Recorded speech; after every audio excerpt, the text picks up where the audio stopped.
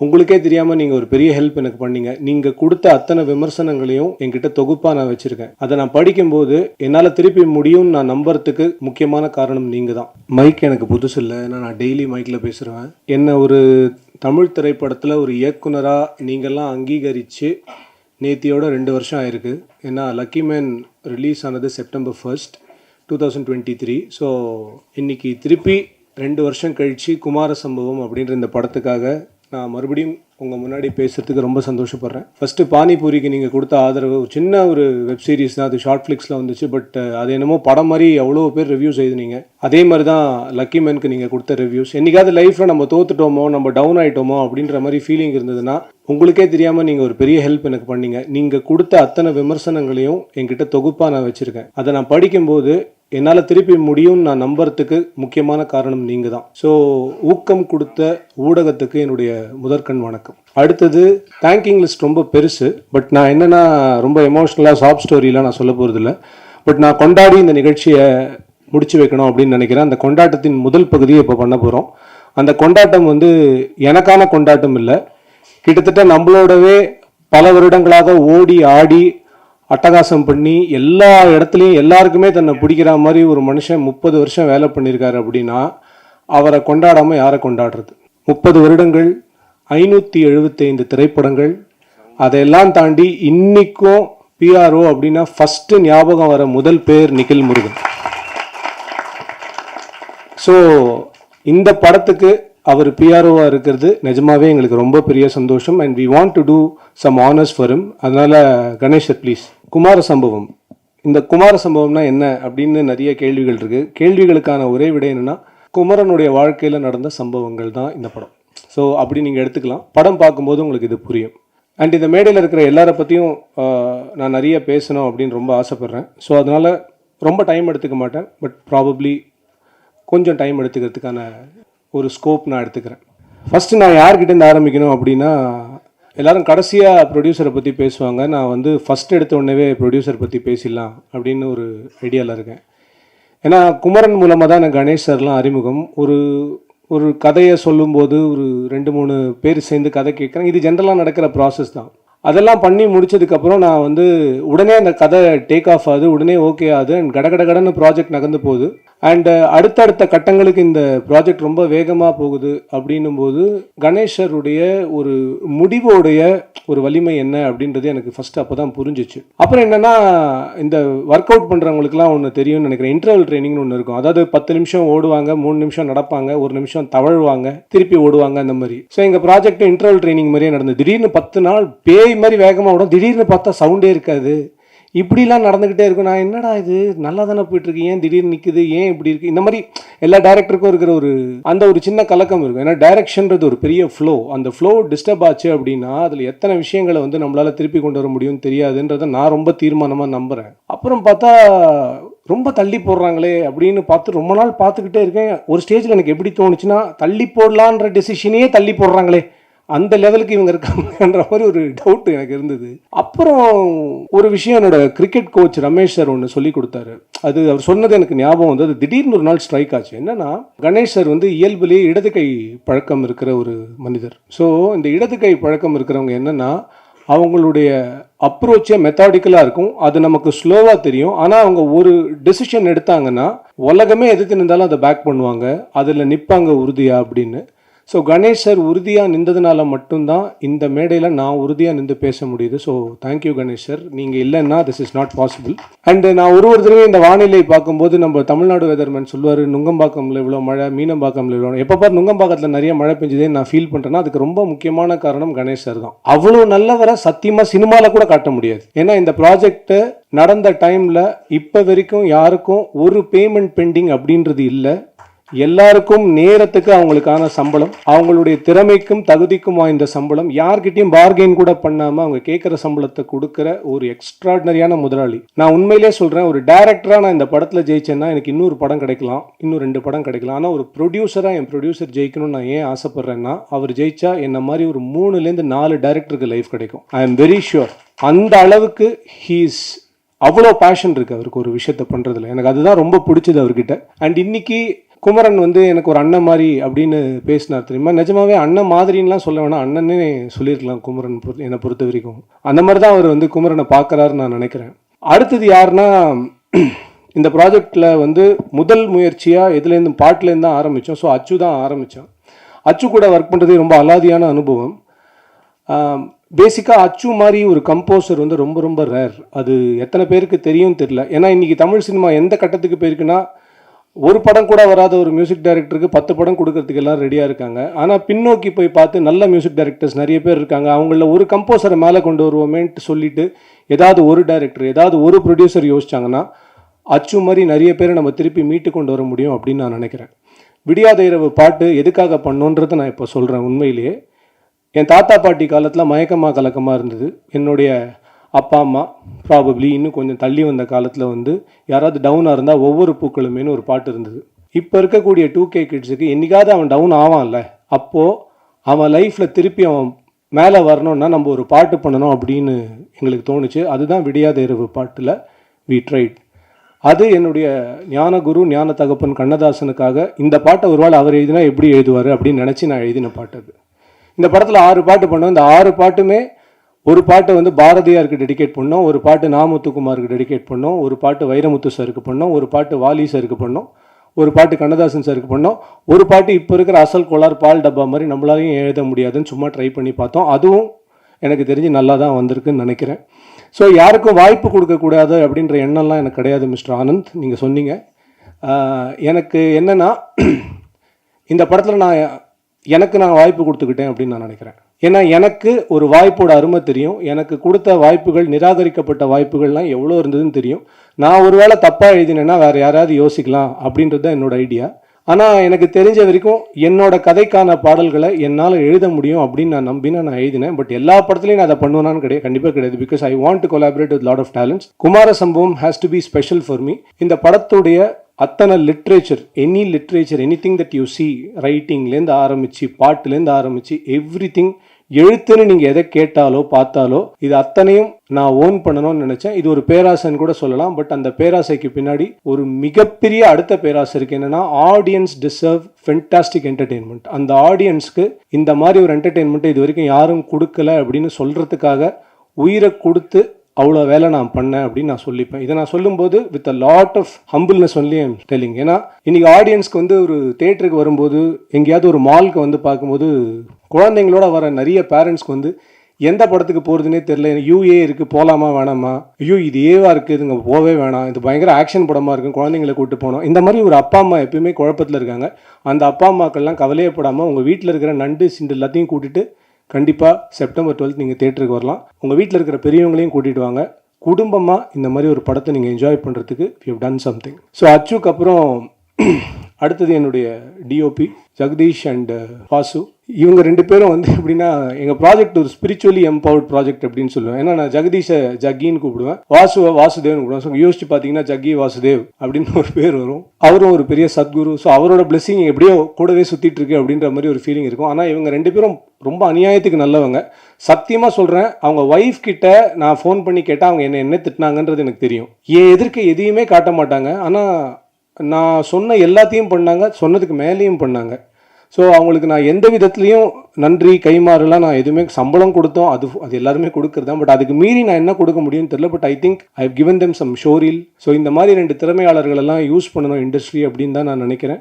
And Jagadish எனக்கு ஒரு பெரிய இன்ஸ்பிரேஷன். உடனே அவன் தன்னோட பெரிய ஆள்னு நினச்சிப்பான், அதெல்லாம் கிடையாது. லாங் ஹேர் வளர்க்குறதுல எனக்கு அவன் ஒரு இன்ஸ்பிரேஷன், அவ்வளோதான். அவனை பார்த்து தான் நான் வளர்க்க ஆரம்பித்தேன். நீ ரொம்ப பெருசாக ஆடாது, ஓகே ஓகே. அதுக்கப்புறம் என்னென்னா, அடுத்தது வந்து வாசு ஒரு வித்தியாசமான கேரக்டர். படம் முடிஞ்சு ரொம்ப நாள் அப்படி போயிட்டு இருக்கு. போஸ்ட் ப்ரொடக்ஷன்லாம் முடிஞ்சதுக்கப்புறம் நானே வாசுக்கு ஃபோன் பண்ணி, என்ன நடக்குதுன்னு கேட்டியாடா? இல்லை சார், நீங்களே சங்கடமாக இருப்பீங்க, நான் எதுக்கு சார் பேசி உங்களை இன்னும் சங்கடப்படுத்தணும். அதாவது அவனே முடிவு பண்ணிவிடுவான். நான் சங்கடமாக இருப்பேன், நான் டிப்ரெஷனில் இருப்பேன், நான் ஏதாவது சைக்கியாட்ரிஸ்ட் கிட்ட போய்ட்டு எல்லாம் அவனே முடிவு பண்ணிடுவார். அப்புறம் நான் எதுக்கு முடிவு பண்ணுன்ற மாதிரி இருக்கும். அப்புறம் வந்து ரொம்ப பாசக்கார ஒரு கேரக்டர் வாசு. எனக்கு ரொம்ப பிடிக்கும் வாசு. அப்போ அந்த ஒரு விஷயம், அந்த ஊர் பாசம்னுவாங்கல்ல, அதுதான் வாசு. அடுத்தது மதன் லக்கிமேன்லேருந்து என் கூட ஒர்க் பண்ணுறான். ஸோ லக்கிமேன்லேருந்து டெக்னிக்கலி அவன் சொன்னதை வச்சு பார்க்கும்போது என்கிட்ட திட்டு வாங்கிட்டு இருக்கான். ஆனால் நான் என்ன சொல்கிறேன் அப்படின்னா, எனக்கு யாரை நல்லா வேலை செய்யாதவங்க வேலை செய்யலை அப்படின்னா நான் என்றைக்குமே எனக்கு கோவமே வராது. ஏன்னா அவங்களால அவ்வளோதான் பண்ண முடியும் அப்படின்னு. ஆனால் நல்லா வேலை செய்கிறவங்க தப்பு பண்ணால் தான் நம்ம எல்லாருக்குமே கோவம் வரும். மதனோட டீமும் எக்ஸ்ட்ராடினரியாக வேலை செய்கிறவங்க. அவங்க ஏதாவது ஒரு சின்ன தப்பு பண்ணால் கூட எனக்கு கோவம் வரும். அந்த குவாலிட்டியை அவங்க மெயின்டைன் பண்ணலைன்னா தான் எனக்கு கோவம் வரும் அப்படின்றத நான் சொல்லிக்கிறேன். உடனே ப்ரெஸ் மீடியா எதிர்க்க என்னை கோவக்காரன் அப்படின்னு சொல்லி மதன் கேரக்டர் அசாசினேட் பண்ணிட்டான் அப்படின்னு தயவு செஞ்சு தம்ப்நெயில் எல்லாம் போட்டுறாதீங்க. நான் மதனை பற்றி உங்களுக்கு ஒரு விஷயம் சொல்லணும்னு நினைக்கிறேன். என் வாழ்க்கையில் மதன் ரொம்ப முக்கியமான மனிதன். லக்கி மேன் ரிலீஸ் ஆகி ஒரு 10 படம் ரிலீஸ் ஆன நாளில் தான் லக்கி மேன் ரிலீஸ் ஆச்சு. அப்போ தியேட்டர்கள் கிடைக்கல. There so many issues that happen. அதுக்கப்புறம் ஓடிடியில் வந்து மிகப்பெரிய லெவலில் அந்த படம் பேசப்பட்டது.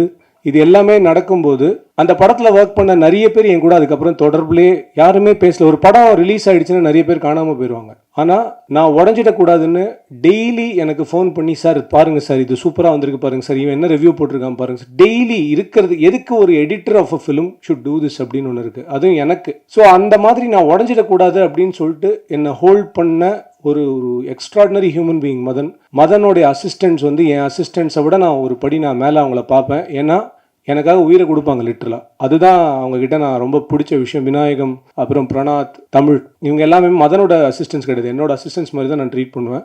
அதனால் கொஞ்சம் எக்ஸ்ட்ராவாக திட்டுவேன். அதனால் அதை பற்றி அவங்களும் கவலைப்பட மாட்டாங்க. பட் நான் ஒரு விஷயம் மட்டும் சொல்லுவேன், யார் என்னை விட்டு போனாலும் என்ன பண்ணாலும் நான் I can guarantee that Madan டெஃபினட்டாக என் கூட இருப்பான். ஏன்னா எனக்கு அந்த நம்பிக்கை மதன் மேலே என்றைக்குமே இருக்குது. அதுதான் நான் மதன் மேலே காட்டக்கூடிய ஒரு மிகப்பெரிய லவ்னு நினைக்கிறேன். அடுத்தது என்னுடைய ஸ்டைலிஸ்ட் நந்தினி வரல.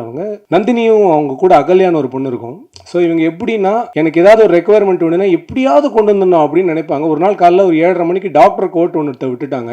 எங்கே அப்படின்னு கேட்குறேன். இன்னும் 15 நிமிஷத்தில் ஷார்ட் அப்படின்னு என்ன நடக்குதுன்னு தெரியல. ஓரமாக பார்த்தா பேசிகிட்டு இருக்காங்க 2 பேரும். இங்கே பக்கத்தில் ஒரு கிளினிக் இருக்குது, அவங்க திறக்கிறதுக்கு 8 மணி ஆகும், அதுக்கு முன்னாடி போயிட்டு நம்ம யார்கிட்டயே கேட்டு அந்த கோட்டை மட்டும் வாங்கிட்டு வந்துடலாம். பேசிக்காக திருடுறதுக்கு பிளான் போட்டுட்டு இருக்காங்க. அந்த லெவலுக்கு எனக்காக ஓடினவங்க அவங்க. இந்த படத்தில் இவ்வளோ அழகாக குமரனையும் பாயலையும் ப்ரெசென்ட் பண்ணாங்கன்னா அதுக்கு காரணம் அவங்க 2 பேர் தான். ஸோ அவங்களுக்கு என்னுடைய தேங்க்ஸ். அண்ட் இந்த படத்துடைய காஸ்டிங் மிகப்பெரிய அளவில் அமைஞ்சிச்சுக்கு. என்னுடைய costing director Varsha was a blessing in disguise. இந்த படத்தில் நான் எதிரே பார்க்காத நிறைய பேரை காஸ்ட் பண்ணது வர்ஷா தான். So thank you Varsha, you are so fantastic for me and for this film also. Thank you. வருஷாலாம் முடிச்சு இதுக்கப்புறம் நான் வேறு யாரையாவது விட்டுட்டேன்னா, அதுக்கப்புறம் போஸ்ட் ப்ரொடக்ஷனில் ரொம்ப முக்கியமான area sound. Uday sir team வந்து எனக்கு எப்படின்னா என்னோடய வீடு மாதிரி ஆயிடுச்சு.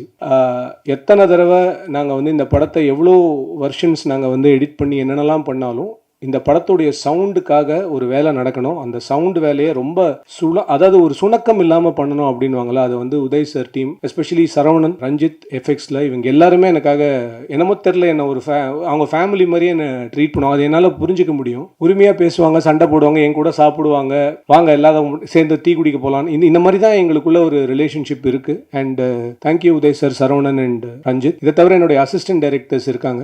இந்த அசிஸ்டன்ட் டைரக்டர்ஸ் வந்து தீபக் என் கூட லக்கி மேன்லேருந்தே ஒர்க் பண்ணாங்க, கோ டைரக்டர். இந்த படத்துலையும் கோ டைரக்டர் வேலு சார். அதுக்கப்புறம் கோகுல், விவேக், சந்தோஷ். அதுக்கப்புறம் என்னுடைய போஸ்ட் ப்ரொடக்ஷன் ஃபுல்லாக பார்த்துக்கிட்ட ஆதித்யா. ஸோ இவங்க எல்லாருக்குமே என்னுடைய தேங்க்ஸ். அண்டு கடைசியாக வந்தார் விநாயக் மகாதேவ் மாதிரி கண்ணன் ஒருத்தர் இருக்கான். கண்ணன் பேர் சொன்னாலே என் டீம் குதூகலம் ஆயிடுவாங்க. ஏன்னா கண்ணன் அந்த மாதிரி தான். ஒரு டேரக்டரை ஒரு அசிஸ்டன்ட் டைரக்டர்ஸ் குருவா பார்ப்பான், இல்லை வந்து கடுப்பாக கூட பார்ப்பான், இதை வேணா வச்சுக்கலாம். ஆனால் கண்ணன் என்னை எப்படி பார்த்தான் அப்படின்னா, என்ன புக் மை ஷோவாக பார்ப்பான். ஏதாவது ஒரு பெரிய படம் ரிலீஸ் ஆனால் முன்னாடி நாள் கண்ணன் சார் எனக்கு டிக்கெட் போட்டு அமைச்சிருங்க சார், டேய் வேற எதுவுமே கேட்க மாட்டேடா. ஆனால் கண்ணன் ஒரு பியூட்டிஃபுல் ஹியூமன் பீயிங். இருக்கிறதுலே மோஸ்ட் இன்ஃப்ளூயன்ஷியல் இந்த ரூம்ல யாருன்னு கேட்டால் கண்ணன் மட்டும் தான். நீங்கள் எந்த ஏரியாவுக்கு கண்ணனை கூட்டு போனாலும் அந்த ஏரியாவில் யாராவது ஒருத்தர் கண்ணா எப்படி இருக்கு அப்படின்னு கேட்பாங்க. எங்க லொகேஷன் பார்க்க போனாலும் கண்ணனுக்கு தெரிஞ்சவங்க யாராவது ஒருத்தர் இருக்காங்க. எப்படின்னே தெரியல, எனக்கு தெரிஞ்சு கலியுக கண்ணனாவே அவன் இருக்கான். எங்கே போனாலும் எல்லாருக்கும் அவனை தெரியுது. ஸோ ஆக்சுவலாக மறைக்கிற உருவம் கிடையாது. இருந்தாலும் கண்ணன் ரொம்ப இன்ட்ரெஸ்டிங்கான ஒரு ஹியூமன் பீயிங். தேங்க்ஸ் கண்ணா. ஸோ என் அசிஸ்டன்ட் டைரக்டர்ஸ் முடிச்சாச்சு. இந்த ப்ராஜெக்ட்டுக்கு 2 ஏஞ்சல்ஸ் நான் சொல்லுவேன், கார்டியன் ஏஞ்சல்ஸ் அப்படின்னு. ஒன்று Ravi sir, is my man Friday.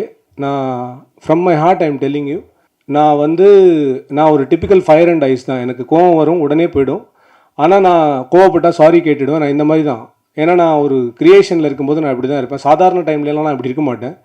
But எத்தனையோ விஷயங்கள் வந்து ரவி சார் எனக்காக ஹேண்டில் பண்ணது வந்து எக்ஸ்ட்ராடினரி. அந்த மாதிரி எனக்கு ரவி சார் அளவுக்கு ஒரு விஷயத்தில் ஒரு தொலைநோக்கு இருந்ததுன்னா நான் ரொம்ப பெட்டராக இருந்திருப்பேன்னு நிறைய தடவை தோணும். அவர் எல்லாத்தையுமே ரொம்ப சாதாரணமாக சொல்லுவார். இந்தியாவுக்கும் பாகிஸ்தானுக்கும் போர் அப்படின்னு, அதை விடுங்க, இவன் 10 பாம் போடும், அவன் 10 பாம் போடும், முடிஞ்சிருச்சுங்க, 3 நாளில் முடிஞ்சிருங்க, வாங்க வேலையை பார்ப்போம். நேஷனல் லெவலில் ஒரு த்ரெட் இருந்தால் கூட தலைவன் கவலையே பட மாட்டார், எல்லாத்தையும் சாதாரணமாக ஹேண்டில் பண்ணுவார். அந்த ஒரு விஷயம் வந்து இந்த மாதிரி ஒரு ப்ராஜெக்ட்டுக்கு ரொம்ப தேவை. So thanks Ravi sir, I really love you. And அடுத்தது ரவி சார் கிட்ட வந்து என்ன பெரிய விஷயம்னா, நீங்கள் எந்த பிரச்சனையை கொண்டு போனாலும் ஒரு சொல்யூஷன் கொடுப்பாரு. நான் இப்போ அடுத்து சொல்ல போகிறோம், நீங்கள் எந்த சொல்யூஷன் கொண்டு போனாலும் ஒரு பிரச்சனையை கொடுப்பாரு. அதுதான் என் தலைவன் ஸ்ரீனி. ஸோ நாங்கள் 2 பேர் மதன் சொன்ன மாதிரி டிப்பிக்கல் டாம் அண்ட் ஜெரி. ஆனால் நான் சொல்கிறேன், ஸ்ரீனி சார் வந்து இல்லைன்னா உண்மையிலே இந்த ப்ராஜெக்டுடைய முன்னெடுப்பு வந்து இன்னும் கொஞ்சம் ஸ்லோவாக இருக்கும் அப்படின்னு நான் சொல்லுவேன். ஏன்னா எத்தனையோ இடங்களில் ஸ்ரீனி சார் இந்த ப்ராஜெக்டுக்காக அவ்வளோ வேலை பண்ணியிருக்காரு. அவர் வந்து டெய்லி அவர் கூட காலையில் பேசலை அப்படின்னா எனக்கு வந்து பொழுதே போகாது. ஏதாவது ஒரு விஷயம் நாங்கள் பேசுவோம், அவர் ஏதாவது ஒன்று சொல்லுவார், நான் ஏதாவது ஒன்று சொல்லுவேன். அவர் கூட சண்டை போடலன்னா அந்த மீட்டிங் முடிஞ்ச மாதிரி இருக்காது. ஒரு நல்ல விருந்தோட எண்டில் பீடா போடுற மாதிரி நானும் ஸ்ரீனி சார் சண்டை போட்டோன்னா அந்த டீம் மீட்டிங் நல்லா இருக்குது அப்படின்னு அர்த்தம் எங்கள் டீமை பொறுத்த வரைக்கும். பட் அவர் சண்டை போடுறது எல்லாமே இந்த ப்ராஜெக்ட் நல்லா வரணும்னா இன்றைக்கி இந்த இடத்துல நம்ம பேசணும் அப்படின்றது தான் ரொம்ப முக்கியம். ரொம்ப அன்கண்டிஷ்னல் லவ், அன்கண்டிஷ்னல் சப்போர்ட்னுவாங்க தெரியுமா, அதுதான் ஸ்ரீனி சார். அதாவது குமரனுக்கு லைஃப்பில் கடவுளாக பார்த்து அமிச்ச பீப்புளில் ஸ்ரீனி சார் ரொம்ப முக்கியமானவர் அப்படின்னு நான் நினைப்பேன். அந்த அளவுக்கு Srini sir is a very very great human being.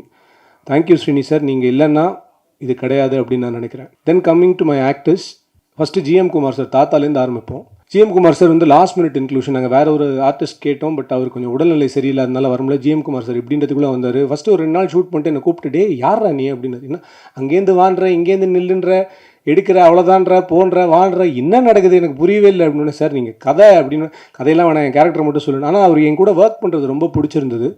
And எனக்கு என்ன பெருமை அப்படின்னா, பாக்யராஜ் சாருடைய எத்தனையோ எக்ஸ்ட்ராடினரி படங்கள் வந்து ஜிஎம் குமார் சாரும் லிவிங்ஸ்டன் சாரும் சேர்ந்து அவர் கூட ரைட்டிங்கில் ஒர்க் பண்ணியிருக்காங்க. அவங்க 2 பேரும் சேர்ந்து நடித்த ஷாட் இது வரைக்கும் தமிழ் சினிமாவில் கிடையாது.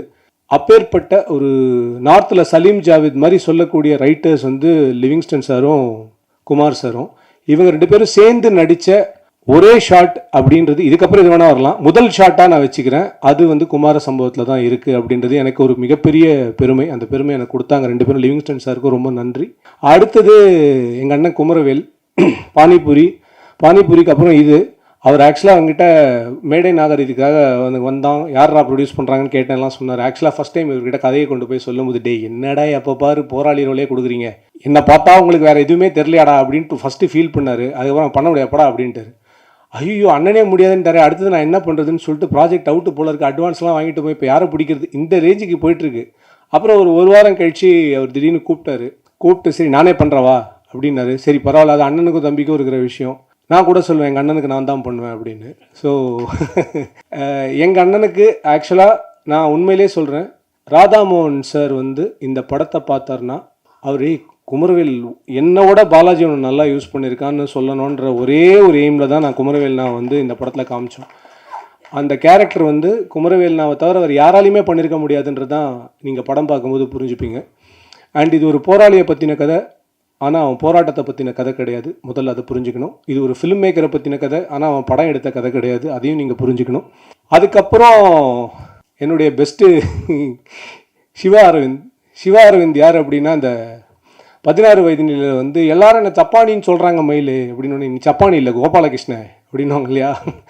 அவர் பாவம் ஒரு படத்தில் நடித்தார். அந்த படம் வேறு 100 கோடி கலெக்ட் பண்ணிடுச்சு. எங்கே போனாலும் பாவம் அவரை கிளின்னு கூப்பிட்டு, ஒரு தடவை எங்கேயோ ஒரு ஷூட்டிங்கில் அவரை பார்க்கும்போது பார்த்தா நல்லா பல எம்ஜிஆர் மாதிரி தகன்னு மின்றார். யார் அவருன்னா, நான் தாங்க கிளி அப்படின்னு. ஐயோ இவ்வளோ அழகாக இருக்குது, எதுக்கே அதை போய் எப்படி நடிச்சிங்க அப்படின்னு. நான் சொன்னேன் நீங்கள் வாங்க நம்ம பண்ணலாம். எனக்கு இந்த தமிழ் சினிமாவில் ரொம்ப கஷ்டமான விஷயம் என்னென்னா, டைப் காஸ்டிங் பண்ணிக்கிட்டே இருப்பாங்க. ஒருத்தர் ஒரு கேரக்டரில் ஹிட் ஆகிட்டார்னா அதே கேரக்டருக்கு திருப்பி கூப்பிட்டுக்கிட்டே இருப்பாங்க. அதை உடைக்கிறதுக்கு ஏதாவது ஒரு படம் நடக்கணும் அவங்களுக்கு. அந்த படமாக சிவாவுக்கு இந்த படம் நடக்கும். ஏன்னா இப்போ எனக்கு நான் நடிக்கிறது நான் நிறுத்தினேன் அப்படின்னா, நான் நிறுத்தலை ஆக்சுவலாக. எப்போ பாரு என்னை பார்த்தா கார்பரேட் வில்லன் அப்படின்றவாங்க. எனக்கு புரியவில்லை, கார்பரேட்டில் எல்லாருமே வில்லன் கிடையாது, அது என்னை பார்த்தா வில்லனாகவே கூப்பிட்டு இருக்காங்க. எனக்கு தெரியல. நாய்கள் ஜாக்கிரதைக்கு அப்புறம் எல்லாரும் என்னை வில்லனாகவே கூப்பிட்டு இருந்தேன். எனக்கு அந்த மாதிரி படங்களில் என்னை பார்க்குறதுக்கு பிடிக்கல. அதனால தான் நான் நடிக்கிறது கொஞ்சம் ஸ்டாப் பண்ணேன். பட் அது ஏதோ ஒரு பிளெஸிங் இன் டிஸ்கைஸ். நான் இன்றைக்கி டைரெக்ஷன்லாம் பண்ணிகிட்ருக்கேன். எனக்கு இன்னும் நான் ஒரு ரோல் பண்ணுறதோட அது சின்ன ரோலாக இருந்தாலும் அந்த ரோலில் இன்னொருத்தரை நடிக்க வைக்கிறது எனக்கு ரொம்ப பிடிச்சிருக்கு. அட்லீஸ்ட் அவங்களுடைய லைஃப்பில் நம்மளால் ஒரு சேஞ்சை கொண்டு வர முடியும்னா ஐ கேன் டூ இட். அதுக்காக அடுத்தது வினோத் முன்னா சார் கிட்ட இயல்பாகவே வந்து ஒரு சின்ன மந்தத்தன்மை இருக்கும் அவர் நடக்கும்போது எல்லாமே பண்ணும்போது. ஆனால் அவர் பண்ண கேரக்டர் வந்து அதை ரொம்ப பர்ஃபெக்டாக உள்வாங்கி பண்ணார். அண்ட் நான் ஜஸ்ட் ஸ்பாயிலர் மாதிரி ஒன்று கொடுக்குறேன். செகண்ட் ஹாஃபில் அவர் ஒரு சீன் பண்ணியிருக்காரு. அந்த சீன் நாங்கள் எத்தனை ஃபோக்கஸ் குரூப் ஸ்க்ரீனிங் போட்டாலும் அந்த சீனில் மினிமம் 3 to 4 பேர் கண் கலங்கி நான் பார்த்துருக்கேன். ஒரே ஷாட்டில் அந்த மனுஷன் நடித்தார். அது கண்டிப்பாக ஆடியன்ஸ் அத்தனை பேருக்கும் அது ரொம்ப பிடிக்கும்னு நான் நம்புகிறேன். ஏன்னா we all know that film. So அது அவர் லைஃபோடைய ஒரு பெஸ்ட்டு ஸ்டோரியிலாக இருக்கணும்னு நான் ஆசைப்பட்றேன். அதுக்கப்புறம் என்னுடைய நண்பன் வினோத் சாகர், அவன் இந்த படத்தில் ரொம்ப முக்கியமான ஒரு க்ரூஷியல் ரோல் பண்ணியிருக்கான். இன்றைக்கி விஜய் தேவரகொண்டா கூட நடிச்சிட்ருக்கான், அதனால் அவனால் வர முடியல. பட் இந்த படம் வினோதுக்கு ஒரு மிகப்பெரிய ஒரு மாற்றமாக அமையும் நான் நம்புகிறேன். அதே மாதிரி பாலசரவணன் வந்து வேறு ஏதோ ஒரு படத்தில் நடிச்சிட்ருக்காரு. பட் பாலசரவணனும் இந்த படத்துடைய ஒரு மிகப்பெரிய பில்லர். ஒரு படத்தில் பாலா இருந்தால் அந்த படத்தில் பாலா ஏதாவது ஒரு பண்ணுவார் அப்படின்னு ஆடியன்ஸ் யோசிக்கிற லெவலுக்கு பாலாக்கு இன்றைக்கி வந்து அந்த ஒரு பெரிய விஷயத்தை க்ரியேட் பண்ணி வச்சுருக்காரு. ஸோ பாலா இந்த படத்துலையும் அதை பண்ணியிருக்காரு. ரொம்ப சந்தோஷமாக இருந்தது பாலா கூட, டேரக்டர்ஸ் ஆக்டர், அண்ட் ரொம்ப it's a blessing to work with Bala kind of an artist. And இவங்க 2 பேரும் ப்ரமோஷனுக்கு வரல. ஸோ அதனால் இவங்க மேலே எனக்கு எந்தவித கோவமோ காழ்ப்புணர்ச்சியோ அதெல்லாம் கிடையாது. என்னுடைய 2, 3, 4, 5, 7th 8th ஃபிலிமில் நான் அவங்கள யூஸ் பண்ணிப்பேன். ஸோ ஒரு வேளை நடுவில் யூஸ் பண்ண வேண்டியிருந்ததுன்னா வேறு வழி இல்லாமல் அவங்கள வச்சு முதல்ல ப்ரமோஷனை ஷூட் பண்ணிட்டு அப்புறம் படத்தை ஷூட் பண்ணிக்கலாம் அப்படின்ற முடிவில் இருக்கேன். இந்த வீடியோ அவங்க பார்ப்பாங்க, ஸோ அவங்கக்கிட்ட டைரெக்டாக நான் இதை சொல்லிக்கிறேன். But I love them both with conditions apply அப்படின்னு போட்டுக்கலாம். ஸோ அவங்க 2 பேரும் ரொம்ப இம்பார்ட்டண்ட். இதை தவிர கவிதா அண்ட் தாரிணி, இவங்க 2 பேரை பற்றி நான் என்ன சொல்கிறதுன்னே தெரியல. ஏன்னா dedication to the core, unbelievable dedication. நான் சொன்ன டைமுக்கு வருது பர்ஃபெக்டாக. இந்த சீனில் நான் என்ன பண்ணுறேன், எனக்கு டைலாக் இருக்கா இல்லையா, சும்மா இருக்க போகிறேன்னா இருக்க மாட்டேனா, நான் என்ன பண்ணுறேன், இந்த யூனிவர்ஸில் நான் யார், இந்த கேள்விலாம் எதுவும் கிடையாது. அங்கே வாங்க, இங்கே பாருங்கள், இது போதும், அது தேவையில்லை, இதுக்கு மேலே பேசாதீங்கன்னா எந்த வித they surrendered themselves to the craft. அது அவங்க 2 பேரையும் இந்த படத்தில் நான் அவங்க 2 பேரையுமே எனக்கு தெரிஞ்சு ரொம்ப பியூட்டிஃபுல்லாக நாங்கள் அவங்கள காமிச்சிருக்கோம். என் படத்தில் நான் எப்பயுமே ஃபாலோ பண்ணுற விஷயம், விமன் இந்த ஃபிலிமை அப்ஜெக்டிஃபை பண்ணவே கூடாது என்னுடைய படங்கள்லன்றதை நான் ரொம்ப தீர்மானமாக எப்பயுமே ஒரு முடிவெடுப்பேன். ஸோ அந்த மாதிரியான ஒரு விஷயத்தை தான் இந்த படத்தில் நாங்கள் பண்ணியிருக்கோம். And women in my film look very beautiful, dignified as women. So அதுதான் ரொம்ப ரொம்ப இம்பார்ட்டண்ட். ஏன்னா நானும் ஒரு அம்மாவுக்கு பையன், ஒரு அக்காவுக்கு தம்பி, ஒரு மனைவிக்கு கணவன், ஒரு பாட்டிக்கு பேரன். ஸோ அதனால் அவங்களும் என் வீட்டில் இருக்கிற மாதிரி தான் நான் ட்ரீட் பண்ணுவேன் அவங்கள. ஸோ அவங்க 2 பேரும் இந்த படத்துக்கு அப்புறம் அடுத்த லெவல் போவாங்கன்னு நானும் நம்புகிறேன். ஸோ இதுக்கப்புறம் இந்த சைடில் வேறு யாரை விட்டேன், எல்லாரையும் பேசி முடிச்சாச்சா? Okay, fine. ஸோ இப்போ நான் இன்னொன்று பாயல் பற்றி சொல்லணும். வர்ஷா தான் பாயலை இன்ட்ரடியூஸ் பண்ணாங்க. பாயல்கிட்ட எனக்கு ரொம்ப பிடிச்ச விஷயம் என்னென்னா, லாங்குவேஜே தெரியாமல் நாங்கள் பாட்டுக்கு ஆடிஷனுக்கு ஏதாவது ஸ்கிரிப்ட் அனுப்பணும் அப்படின்னா நான் ஸ்கிரிப்டை கொடுக்குற லெவலுக்கு எனக்கு வந்து தைரியம் இல்லை. அதனால் நான் என்ன பண்ணேன்னா, நான் வந்து வேலி மேலே வேட்டி விழுந்தாலும் வேட்டி மேலே வேலி விழுந்தாலும் கிழிய போகிறது என்னமோ வேட்டி தான்ற மாதிரி ஏதோ ஒரு டைலாக் எழுதி கொடுத்து இந்த பொண்ணை ரொம்ப சீரியஸாக ஆடிஷன் எடுத்து பியூட்டிஃபுல்லாக பண்ணி அமைச்சா. ஆனால் எனக்கு மோர் தென் எனிதிங் எல்ஸ் பாயலோடைய அட்டென்ஷன் டுவர்ட்ஸ் த கிராஃப்ட் எனக்கு ரொம்ப பிடிச்சது. அந்த விஷயம் பிடிச்சதுக்கப்புறம் நான் டிசைட் பண்ணி சரி கூப்பிட்டு ஃபோட்டோ ஷூட் பண்ணி பார்ப்போம் அப்படின்னோடனே she was very attentive. And எனக்கு என்னென்னா குமரனும் பாயலும் ரொம்ப பியூட்டிஃபுல்லாக இருந்தாங்க. ஆக்சுவலி இப்போ நீங்கள் பார்க்குறதுல எந்த கேரக்டருமே இந்த படத்தில் இந்த கேரக்டரை நகர்த்திட்டிங்கன்னா இந்த படத்தோட கதை நகரவே நகராது. ஸோ பாயலோட character is a very centrifugal character. It is not like a typical heroine character. It has got so much depth in to it. And ரொம்ப இம்பார்ட்டண்ட்டான பாயல் பண்ணுறது தான் இந்த படத்தோட செகண்ட் ஹாஃப்ன்றது தான் உண்மை. ஸோ அந்த லெவலுக்கு ஒரு விஷயம் பாயலால் இந்த படத்தில் நடக்கும். அதனால் பாயலுக்கு உண்மையிலே ஒரு மிகப்பெரிய எதிர்காலம் காத்துட்ருக்கு நான் நம்புகிறேன். தேங்க்யூ. அவங்களுக்கு பாயல் ராதாகிருஷ்ணான்னு பேர் வச்சதுக்கப்புறம் ட்ராவல் ராதாகிருஷ்ணா அப்படின்னு நாங்கள் பேர் வச்சிட்டோம். ஏன்னா அவங்க ஷூட்டிங்க்கு வேறு படங்களுக்கெல்லாம் போவாங்க, தெலுங்கு கன்னடெல்லாம் போவோம். திடீர்னு பார்த்தா நாங்கள்லாம் இங்கே நாயா பேயா லொக்கேஷன் பார்க்க சுற்றிட்டு இருப்போம். Sir, I am going on a solo trip to Sweden sir அப்படின்வாங்க. இங்கே அவனுக்கு காண்டாக இருக்கும். அம்பத்தூர் பக்கத்தில் நாங்கள் பார்த்துன்னு இருக்கிறோம், நீ என்னடா நான் ஸ்வீடன் போகிறேன்ற மாதிரி. ஆனால் என்னென்னா ரொம்ப அட்வென்ச்சர் ஃப்ரீக், பட் ரொம்ப ரொம்ப சின்சியரான டெடிக்கேட்டட் ஆர்டிஸ்ட். இவங்களுக்கு பெரிய வருங்காலம் தமிழ் சினிமாவில் நல்ல சவுத் இண்டியன் சினிமா கொடுக்கட்டும்னு நினைக்கிறேன். அடுத்தது தேவா அண்ணன், நான் உங்களை மிஸ் பண்ணிடக்கூடாது. தேவா அண்ணன் வந்து ஒரு கார்டியன் ஏஞ்சல் அவரும் எங்களுக்கு. அதாவது தூரத்தில் தேவா அண்ணன் எங்கேயாவது நின்றுந்தார் சிரிச்சிருந்தாருன்னா அன்றைக்கி ஏதோ அவர் ஹாப்பியாக இருந்தாருன்னா அது ஏதோ நல்லா நடக்க போகுதுன்னு அர்த்தம். ஸோ தேங்க்ஸ் தேவா அண்ணன். ஒரு பெரிய சீனியர் பர்சன், எவ்ரிடே எங்களை வந்து ப்ளெஸ் பண்ணுறதுக்காகவே வரா மாதிரி இருக்கும். அண்ட் ராகேஷ், எங்களுடைய இபி, அவரோட டீம் அன்பிலீவபிள்.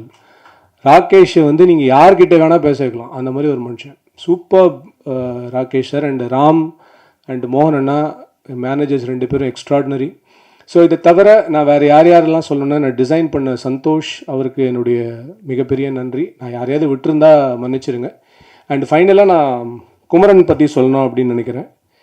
குமரன் பற்றி சொல்கிறதுக்கு என்கிட்ட பெரிய ஸ்கிரிப்டெல்லாம் எதுவும் இல்லை. ஆனால் சொல்லணும்னு நினச்ச ஒரு மிக முக்கியமான விஷயம் ஒன்று இருக்குது. என்னென்னா, குமரன் வந்து நான் லக்கி மேன் முடிஞ்சதுக்கப்புறம் எனக்கு ஒரு தடவை ஃபோன் பண்ணி, அண்ணா எனக்கு என்னை லான்ச்சுக்கு ஸ்கிரிப்ட் தேடிட்டு இருக்காங்கண்ணா, உங்ககிட்ட ஏதாவது ஸ்கிரிப்ட் இருக்கா அப்படின்னு. நானே லான்ச் ஆனான்னு தெரியாத ஒரு சுச்சுவேஷனில் குமரன் எனக்கு ஃபோன் பண்ணி என்னை லான்ச் பண்ணணுன்னு சொல்கிறேன். நான் உடனே சரி சரி அதெல்லாம் இருக்குது பார்த்துக்கலாவா அப்படின்னு சொல்லிட்டு போய் நான் ஒரு கதையை சொல்கிறேன். அந்த கதை டேக் ஆஃப் ஆகுது. அங்கேருந்து there is no look back. குமரனுக்கு என்ன ஒரு பெரிய அட்வான்டேஜ்னால், குமரன் நல்லா வரணும்னு நினைக்கிற நிறைய பேர் குமரனை சுற்றி இருக்காங்க. இன்றைக்கி அதுதான் இந்த உலகத்தில் ரொம்ப கம்மியாக இருக்குது. So I'm so happy that குமரனுக்கு ஒரு மிகப்பெரிய எதிர்காலம் இருக்குது. And such a dedicated artist. எத்தனையோ இடத்துல குமரனால் காமெடி பண்ணியிருக்க முடியும், எத்தனையோ இடத்துல குமரனால் கவுண்டர் கொடுத்துருக்க முடியும். ஆனால் கிராஃப்டை முன்னாடி வச்சுட்டு தன்னுடைய கேரக்டரை பின்னோக்கி கொண்டு போகிறது. அவனால தான் இந்த படமே அசம்பிள் ஆனாலும், எனக்கு ஒரு 4 பாட்டு வைங்க 2 ஃபைட்டு வைங்கன்னு சொல்கிறதுக்கு வாய்ப்புகள் இருந்தாலும், எதுவுமே சொல்லாமல் ஒரு complete surrender to the craft அப்படின்றது வந்து குமரனால் பண்ண முடியும். நான் பெரிய நடிகருக்கும் உயர்ந்த நடிகருக்கும் ஒரு வித்தியாசம் படித்தேன் ஒரு இடத்துல. ஏன்னா பெரிய நடிகர் யாருன்னா, பெரிய பெரிய சம்பளங்கள், பெரிய ப்ராஜெக்ட், பெரிய டைரக்டர்ஸ், பெரிய மியூசிக் டைரக்டர்ஸ், இப்படி படம் பண்ணுறது, அதுதான் பெரிய நடிகர்களுடைய வேலை அப்படின்னு படித்தேன். ஆனால் உயர்ந்த நடிகன் யார் அப்படின்னா, ஒரு கதையில் தன்னுடைய கேரக்டர் என்னவோ அந்த கேரக்டருக்காக தன்னை எந்த கேள்வியும் கேட்காம ஒப்படைக்கிறதுன்னு. அந்த வகையில் பார்த்தா குமரன் ஒரு மிக உயர்ந்த நடிகன் அப்படின்னு நான் நினைப்பேன். ஏன்னா வருங்காலம் குமரனை வந்து இன்னும் பெருசாக கொண்டாடணும். அதுக்கான எல்லா விஷயமும் குமரன் கிட்ட இருக்குது. நான் குமரன் கிட்ட சாரி ஒன்றே தான் கேட்பேன். எனக்கு குமரனோட டான்ஸ் ரொம்ப பிடிக்கும். குமரனோட ஃபேன்ஸுக்கும் குமரனோட டான்ஸ் ரொம்ப பிடிக்கும். இந்த படத்தில் அதை வைக்கிறதுக்கான ஒரு ஸ்பேஸ் இருந்து வைக்க முடியாமலாம் இல்லை. நான் வைக்கிறேன்னு சொல்லி குமரன் இல்லைனா இந்த படத்தை நம்ம வந்து டிஸ்டார்ட் பண்ண வேணாம், நம்ம அதை பண்ண வேணான்னு சொன்ன அந்த பெருந்தன்மை குமரனுக்கு. தனக்கு எது ரொம்ப பெஸ்ட்டாக வருமோ அதையே ஒருத்தன் ஒரு படத்துக்காக வேண்டாம் இந்த படம் நல்லா வரணும்னு தூக்கி போடுறானோ, அந்த மனசு, அந்த ரினவுன்சிங் மனசு வந்து அவனை அடுத்தடுத்த கட்டங்களுக்கு ரொம்ப பெருசாக கொண்டு போகும் அப்படின்னு நான் நினைக்கிறேன். அண்ட் ஃபைனலி ப்ரெஸ் அண்ட் மீடியாவுக்கு என்னுடைய ஒரே வேண்டுகோள், இந்த படத்துக்கு நான் திரை முயற்சின்னு ஏன் போட்டேன்னா, நான் லக்கி மேனுக்கே இதை போடணும்னு நினச்சேன், அது போட முடியல. என்னை பொறுத்த வரைக்கும் இது ஒரு முயற்சி அப்படின்னு ஏன் போடுறோம் அப்படின்னா, ரொம்ப சிம்பிள் தான். நான் சினிமா எடுக்கணுன்னெலாம் என் வாழ்க்கையில் வரல. நான் என் வாழ்க்கையில் நடந்த எல்லாமே எனக்கு வந்து என் வாழ்க்கையில் நடந்த சம்பவங்கள் எல்லாமே அதிசயமான சம்பவங்களாக இருக்குது. நான் ஒரு ஃபினான்ஸ் ப்ரொஃபஷனல் ஆக வேண்டியவன், கடைசியில் டைரக்டர் ஆகி கிட்டத்தட்ட ரேடியோ ஜாக்கி என்னென்னமோ நடந்திருக்கு என் வாழ்க்கையில். பட் இந்த ஒரு வேலைக்காகவே வந்து இன்னமும் இதற்கான வாய்ப்பு கிடைக்காதவர்கள் எத்தனையோ பேர் இருக்கும்போது எனக்கு இந்த வாய்ப்பு கிடைக்குது, ஏதோ இறை அருள் அப்படின்னு நான் நினைக்கிறேன். நான் வணங்கும் முருகன் எனக்கு கொடுக்கக்கூடிய ஒரு மிகப்பெரிய அருள். ஸோ அதனால் நம்ம பண்ணுற எல்லாத்தையுமே முயற்சினே போடுவோம். ஸோ அந்த முயற்சி என்னோடய முயற்சியாக இருக்கட்டும், அது நல்லா இருந்தால் திரைப்படம்னு மக்கள் கொண்டாடட்டும் அப்படின்ற ஒரே ஒரு ஆசை தான் எனக்கு. ஸோ முயற்சி என்றைக்குமே என்னை திருப்பி இன்னொரு முயற்சி பண்ண வச்சுக்கிட்டே இருக்கும். நான் இதுதான் அப்படின்னு ஃபிக்ஸ் ஆகிட்டேன்னா அதுக்கப்புறம் பண்ண முடியாதுன்றதுக்காக தான் போடுறேன். அண்டு கடவுளுடைய அனுகிரகம் இந்த ப்ராஜெக்டில் இருக்குது அப்படின்றத நான் எங்கே உணர்ந்தேன் அப்படின்றத சொல்லி இன்றைக்கி என்னுடைய உரையை முடித்துக்கொள்கிறேன். லக்கி மேனுடைய முதல் டைட்டில் கந்தன் கருணை அப்படின்னு வச்சோம். பட்டு அந்த டைட்டில் கிடைக்கிறதுக்கான நிறைய சிக்கல்கள் இருந்ததுனால தான் லக்கி மேன்னு வச்சோம். நான் அடிப்படையில் நான் ஒரு முருக பக்தன். ஸோ இன்றைக்கி ஒரு நாள் பாம்பன் சுவாமிகள் டெம்பிள் போய்ட்டுருக்கும்போது முருகன் கிட்டே போயிட்டு டைட்டிலே வைக்க முடியலப்பா என்ன பண்ணுறதுன்னு ஏதோ மனசு வருத்தப்பட்டு நான் சொல்லிட்டேன். அதுக்கப்புறம் பார்த்தீங்கன்னா முருகன் எனக்கு எப்படி அமைச்சு தரான் அப்படின்னா, நான் எடுக்க போகிற படம், அடுத்த படத்துடைய பேர் குமார சம்பவம் அப்படின்னு ஒரு டைட்டில். அந்த டைட்டில் கூட ஸ்ரீனி சார் சொன்னது தான். இந்த படத்துடைய ஃபைனல் அவுட்புட் நான் மட்டும் டிசைட் பண்ணல, கணேஷ் சார், ஸ்ரீனி சார், குமரன், அப்புறம் ரவி சார் எல்லாரும் சேர்ந்து டிசைட் பண்ணது தான் எங்களுடைய ஃபைனல் அவுட்புட். ஏன் சொல்கிறேன் அப்படின்னா, நான் ஒரு டைரக்டர் ஒரு ப்ரொடக்ஷன் கம்பெனிக்கு ஒர்க் பண்ணுறேன்ற ஒரு ஃபீலிங்கை அவங்க எனக்கு கொடுக்கல.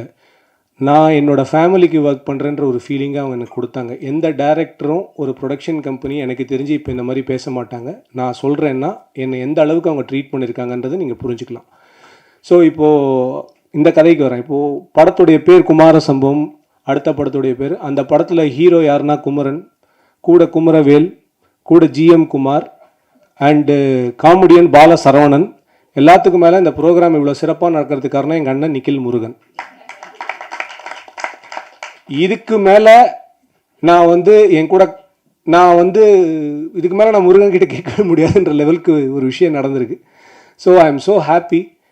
நான் ஆடியன்ஸ்க்கு சொல்கிறது ஒன்று தான், நல்ல திரைப்படங்களை நீங்கள் ஊக்குவிக்கிறதுக்கு என்றைக்குமே மிஸ் பண்ணதில்லை. ஒரு டூரிஸ்ட் ஃபேமிலி மாதிரி ஒரு படம் எப்படி இன்றைக்கி வந்து பல நம்பிக்கையான கதவுகளை திறந்து விட்டுருக்கோ, குமார சம்பவம் மாதிரியான படைப்புகளுக்கும் அதே ஆதரவு கொடுக்கும்போது அது மிகப்பெரிய வாசல்களை, மிகப்பெரிய கிரியேட்டர்ஸை, மிகப்பெரிய நடிகர்களை கொண்டு வரும். அந்த ஒரு வேலையை நீங்கள் கண்டிப்பாக ஆடியன்ஸ் பண்ணுவாங்க. அண்டு கண்டிப்பாக நான் சொல்கிறேன், ப்ரெஸ்ஸை ரொம்ப பெருமைப்படுத்துகிற ஒரு படமாக இது இருக்கும். கண்டிப்பாக உங்களுடைய ஃபேமிலியோட, உங்கள் குழந்தைகளோட நீங்கள் வந்து பார்க்குற ஒரு ரொம்ப ரொம்ப கண்ணியமான, நேர்மையான, ரொம்ப என்டர்டெய்னிங்கான, என்ஜாயபுளான படமாக இருக்கும் அப்படின்னு நம்புகிறோம். ஸோ சப்போர்ட் பண்ணுங்கள். அண்ட் ஃபைனலாக ஆடியன்ஸ்க்கு என்னோட ஒரே ரிக்வெஸ்ட் என்னென்னா, இந்த படம் பார்க்குறதுக்கு முன்னாடி நீங்கள் எந்த படம்லாம் பார்க்கணும் அப்படின்னு நான் சொல்லிடுறேன். லக்கி மேன் பார்த்துருங்க, யாத்திசை பார்த்துருங்க. ஏன்னா ஒரு நல்ல படம் கொடுத்த டேரக்டரும் நல்ல படம் கொடுத்த ப்ரொடியூசரும் சேர்ந்து இன்னொரு நல்ல படம் தான் கொடுப்பாங்கன்னு நீங்கள் நம்புறதுக்கு அது ஒன்று தான் ஒரே வழி. சரியா? வேறு நாங்கள் எதுவும் சொல்கிறதுக்கு இல்லை. அண்டு எண்டிங்காக ஒரு பியூட்டிஃபுல்லான ஒரு விஷயத்தை பண்ணி முடிக்கணும் அப்படின்னு இருக்கோம். அது என்ன அப்படின்னா, நான் முன்னுக்கு வரும்போது என்னை தட்டி கொடுக்கறதுக்கோ, என்னை வந்து வழி நடத்துறதுக்கோ ரொம்ப பேர்லாம் இல்லை, கைப்பிடிச்சு தூக்கி விடுறதுக்கு. இன்னி வரைக்கும் எனக்கு ரொம்ப சோல் ஸ்ட்ரென்த்தாக இருக்கிறது என்னுடைய அருமை நண்பர் music director GV Prakash. So GV Prakash சொல்லி தான் இந்த படத்தில் சக்தி பாலாஜின்னு ஒரு சூப்பர்பான ஆக்டரை நாங்கள் இன்ட்ரடியூஸ் பண்ணோம். அவர் 2-3 படம் நடிச்சிருக்காரு. அவர் இறுதி சுற்று, அதுக்கப்புறம் வந்து சூரரை போட்டுலலாம் வந்து அசிஸ்டன்ட் டைரக்டராக ஒர்க் பண்ணியிருக்காரு. ஆனால் இந்த படத்தில் நான் கூப்பிட்டேன்ன உடனே வந்து ஒரு பியூட்டிஃபுல் விச்சுன்னு ஒரு கேரக்டர் பண்ணார். ஸோ ஜிவி சொன்னால் அது கரெக்டாக இருக்கும்னு நம்புகிற ஒருத்தர்னா. ஸோ ஜிவி என்கிட்ட சொல்லிக்கிட்டே இருக்கிற ஒரு விஷயம், என்றைக்காக இருந்தாலும் நீ உன்னோட வேலையை பண்ணிகிட்டே எங்கேயாவது யாராவது ஒருத்தர் நோட் பண்ணிகிட்டே இருப்பாங்க அப்படின்னு சொல்லிட்டு. அண்ட் என்னுடைய வாழ்க்கையில் நிறைய ஊக்கம் எனக்கு கொடுத்த நண்பர் ஜிவி தான். ஸோ இன்றைக்கி இல்லை, என்றைக்குமே அது இருக்கும் அப்படின்னு எனக்கு தெரியும். ஸோ ஒரு 20 ஆண்டு கால நட்பு எங்களுது. அந்த மாதிரி ஜிவி எனக்கு கொடுத்த ஊக்கம், எனக்கு நல்ல டைம் வரும்போதெல்லாம் ஜிவி வந்து கொடுக்கக்கூடிய அந்த வார்த்தைகள் வந்து எனக்கு மிகப்பெரிய உத்வேகத்தை கொடுக்கும். ஸோ ஒருத்தருக்கு நல்ல டைம் வருது அப்படின்றது நம்ம தெரிஞ்சுக்கலாம். ஸோ குமரனுக்கு நல்ல டைம் வந்துருச்சு அப்படின்னு நான் நினைக்கிறேன். On that note I really want to wish Kumaran, உனக்கு நல்ல டைம் வந்துருச்சு. அந்த டைம் இங்கேருந்தே ஆரம்பிக்கணும்னு நினைக்கிறேன். Present media, thank you for your time. And கண்டிப்பாக குமார சம்பவம் உங்கள் வாழ்க்கையில் மறக்க முடியாத ஒரு படைப்பாக கொடுக்கறதுக்கு நாங்கள் முயற்சி பண்ணியிருக்கோம். உங்கள் ஆதரவு கண்டிப்பாக இருக்கும் நம்புகிறோம். Thank you so much for your time and thank you so much for your love and thank you for what ever you are going to give to us. Thank you.